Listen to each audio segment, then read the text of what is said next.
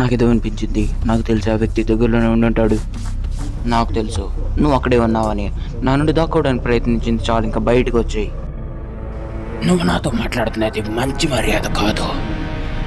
నేను నీకు సీనియర్ లాంటి వాడిని.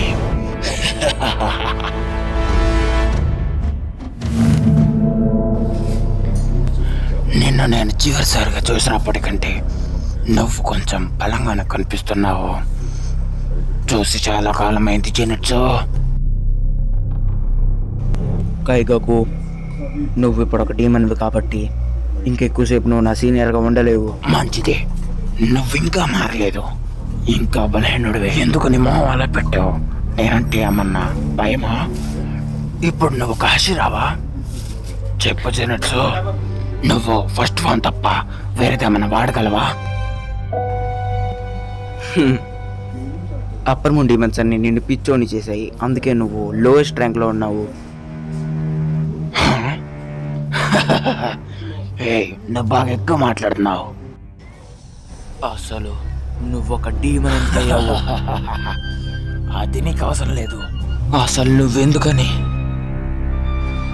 అసలు నువ్వు ఒక డీమన్ ఎందుకు మారావు?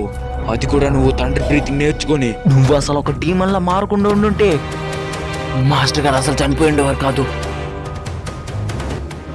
మాస్టర్ గారు అతను ఒంటరిగా ఆత్మహత్య చేసుకున్నాడు. ఇంకా అసలు తను ఎవరు పట్టించుకోలేదు. తను ఎప్పుడైతే కత్తితో పొడుచుకున్నాడో ఎవరైనా అక్కడ ఉండి తన తలను నరకాలని అనుకున్నారు. కానీ అలా జరగకుండా అతను ఒక బాధాకరమైన చావును పొందారు. అసలు మంచి వారికి ఎందుకని చెడు జరుగుతుంది? దానికి కారణం ఏంటంటే తండ్రి బ్రీతింగ్ నేర్చుకున్న ఒక వ్యక్తి డీమన్స్ చేతులు కలపడమే. అది నా సమస్య కాదు. అయితే ఏం చేయమంటావు? నన్ను ఒక మూల కూర్చొని ఏడవమంటావా? నేను చేసింది ఏది కూడా కావాలని చేయలేదు. ఆయన నేను పట్టించుకోను.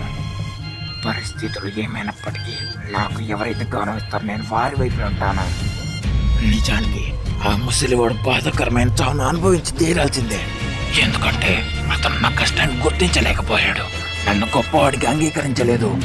పనికిరాదు ఒక ముసలోడు వారసత్వాన్ని పంచుకోవడానికి. నీలాంటి వారితో కలిసి పనిచేయడం చాలా చెత్తగా ఉంది. అతను కాశీరాయన కానీ నేను పట్టించుకోను. పనికిరాని ముసలి బుర్రలు.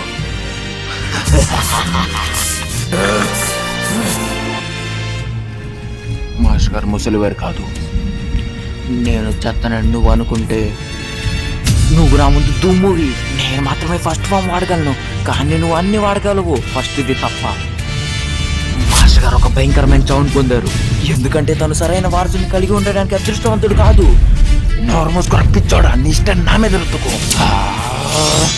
Thunder breathing, fourth form, distant thunder.